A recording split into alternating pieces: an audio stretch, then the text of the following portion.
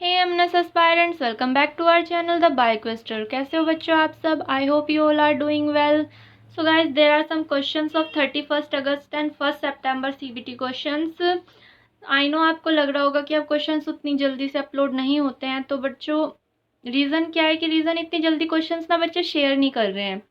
तो जब मुझे कुछ क्वेश्चंस मिलते हैं इधर उधर से, बच्चे शेयर करते हैं, कोई 2 कर रहा है, कोई 3 कर रहा है, कोई 1 कर रहा है।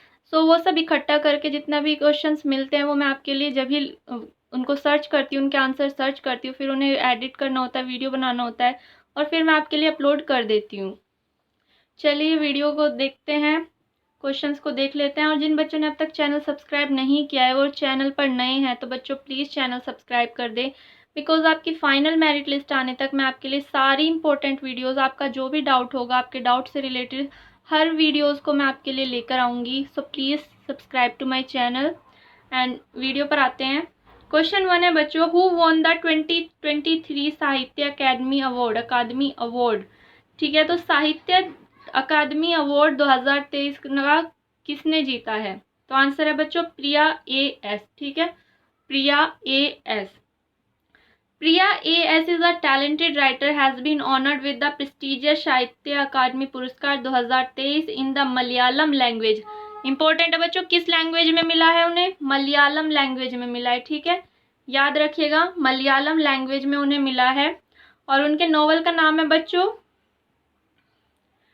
पेरुमझा यथे कुंज इथलुकल। ठीक है, तो इंग्लिश में इसका मीनिंग है the children who never withered. ठीक है, the children who never withered. और मलयालम में मलयालम में जो नेम है नॉवल का, पेरुमझा यथे कुंज इथलुकल। ठीक है, तो नाम ज़्यादा इंपॉर्टेंट है बच्चों कि आपको उनका नाम याद हो कि प्रिया ए एस ने साहित्य अकादमी अवार्ड 2023 जीता है। नेक्स्ट क्वेश्चन है, author of the book Sandy storm.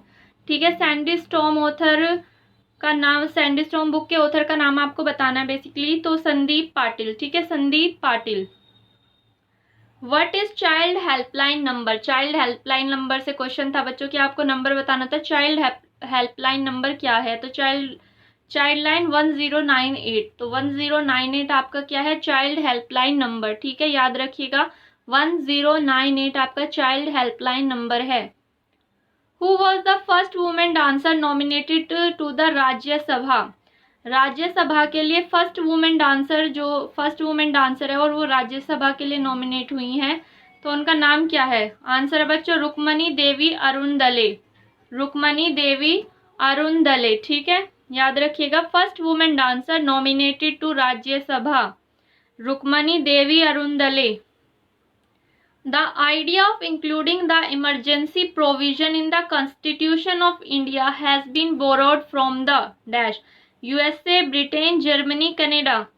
तो जो हमारी कॉन्स्टिट्यूशन में है इमरजेंसी का प्रोविजन किस कंट्री से बोरो किया गया है? ठीक है, तो जो हम इमरजेंसी लगती है वो किस कंट्री से बोरो किया गया? ऑप्शन है यूएसए, ब्रिटेन, जर्मनी, कनाडा। तो बच्चों the emergency provision of the Indian constitution has been borrowed from the German constitution. तो जर्मनी से मिला है हमें इमरजेंसी प्रोविजन। हमारे कॉन्स्टिट्यूशन में इमरजेंसी प्रोविजन जो है वो कहाँ से मिला है बच्चों? जर्मनी से। ठीक है, याद रखिएगा कि कहाँ से बोरो किया है हमने? जर्मनी से। नेक्स्ट है, state of emergency imposed by home in India. State of emergency को कौन इम्पोज करता है इंडिया के अंदर? प्रेसिडेंट। कौन करता है बच्चों? प्रेसिडेंट। और किस आर्टिकल के अंदर? 356 आर्टिकल के अंदर। जो अगर इमरजेंसी लगती है तो कंट्री पर किसका रूल रहता है? कौन रूल करता है? तो बच्चों प्रेसिडेंट। वहां पर प्रेसिडेंट का शासन चलता है जब तक इमरजेंसी रहती है। Who among the following was the first Indian to qualify for Indian civil services? सबसे first time Indian civil services किसने क्वालिफाई किया था?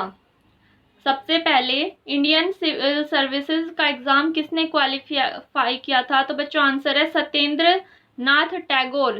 Satyendra Nath Tagore, the elder brother of Rabindranath Tagore, become the first Indian to qualify for Indian civil service in 1863।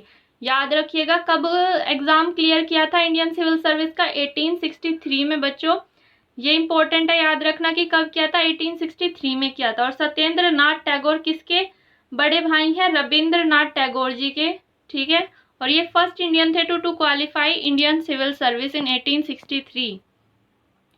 Next है odious antonym. ओडियस का antonym पूछा था, तो ओडियस के एंटोनियम से बच्चों डिलाइटफुल, प्लीजेंट, एग्रीएबल, चार्मिंग।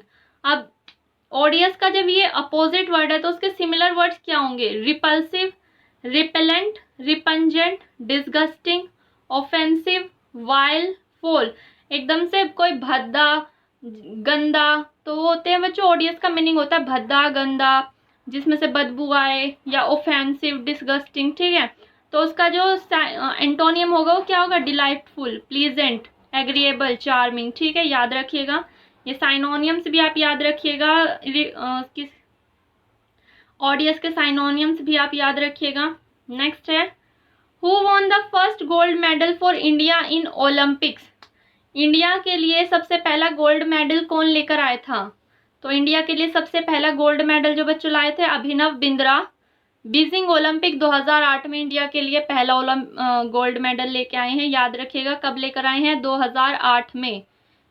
नाम आपको पता चल गया कि अभिनव बिंद्रा ने गोल्ड मेडल जीता था इंडिया के लिए फर्स्ट टाइम। और कब जीता था, तो बच्चों बीजिंग ओलंपिक 2008 में, ठीक है। ये याद रखिएगा कि कहाँ पर जीता था, बीजिंग ओलंपिक्स में 2008 में, ठीक है। नेक्स्ट है, artist is to painting as senator is to. Reasoning का क्वेश्चन है, आर्टिस्ट क्या करता है, पेंटिंग करता है, तो सीनेटर क्या करते हैं, अटर्नी, लॉ, पॉलिटिशियन, कॉन्स्टिट्यूएंट। तो जो सीनेटर्स हैं वो बच्चों लॉ बनाते हैं, जैसे आर्टिस्ट पेंटिंग बनाते हैं तो सीनेटर का क्या क्या होता है, वो लॉ बनाएंगे, कानून बनाएंगे, ठीक है। याद रखिएगा इसका आंसर है बच्चों law,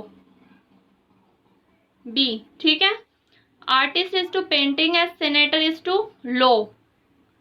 meaning of idiom and phrases, to put up with. To put up with का आपको मीनिंग बताना है, तो इसका मीनिंग होता है बच्चों to accept or continue, to accept an unpleasant situation or experience or someone who behave अनप्लीजेंटली।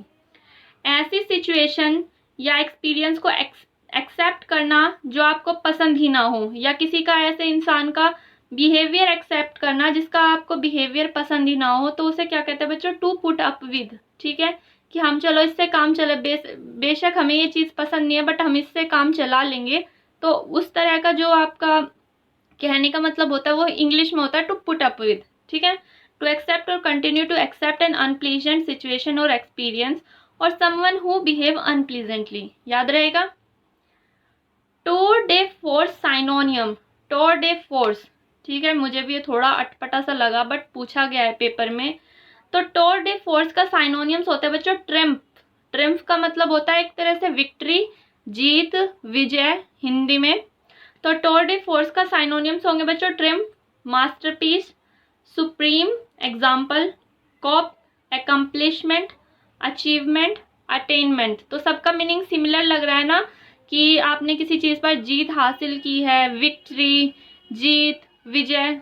So tour de force का हो गया मतलब trump, masterpiece, supreme, example, coup, accomplishment, achievement, attainment, ठीक है, याद रहेगा।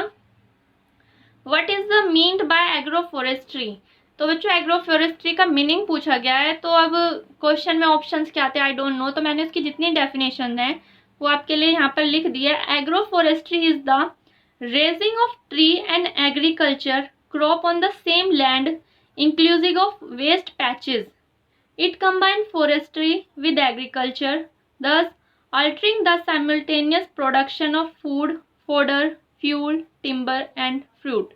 ठीक है, तो कहने का मतलब है बच्चों कि एक ऐसी लैंड पर हम जहाँ पर एग्रीकल्चर भी कर सकते हैं, वहाँ पर हम फॉरेस्ट भी डेवलप कर सकते हैं।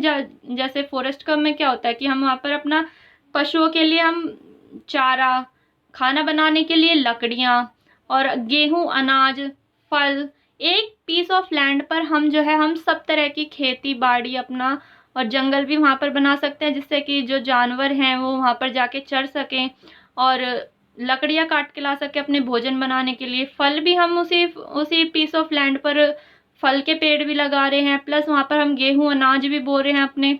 तो उसे कहते हैं बच्चों एग्रो फॉरेस्ट्री, की एक ही लैंड पर आप ट्रीज भी ग्रो करोगे, वहाँ पर आप एग्रीकल्चर भी ग्रो करोगे, ठीक है, जिससे हमें फूड भी मिलेगा, हमें ईंधन भी मिलेगा, फ्यूल भी मिलेगा, लकड़ियाँ भी मिलेंगी, फ्रूट्स भी मिलेंगे। तो वो सिर्फ एक पीस ऑफ लैंड पर आप कर सकते हो। तो ये तो थे बच्चों आज के क्वेश्चंस। नेक्स्ट वीडियो में और क्वेश्चंस मिलेंगे, मैं और लेकर आऊँगी। तो बच्चों अगर आपको वीडियो पसंद आई हो तो वीडियो को लाइक कीजिएगा, चैनल को सब्सक्राइब कीजिएगा, और मिलते हैं एक नई वीडियो के साथ। तब तक के लिए tata bye bye, take care and thank you for watching and please support me.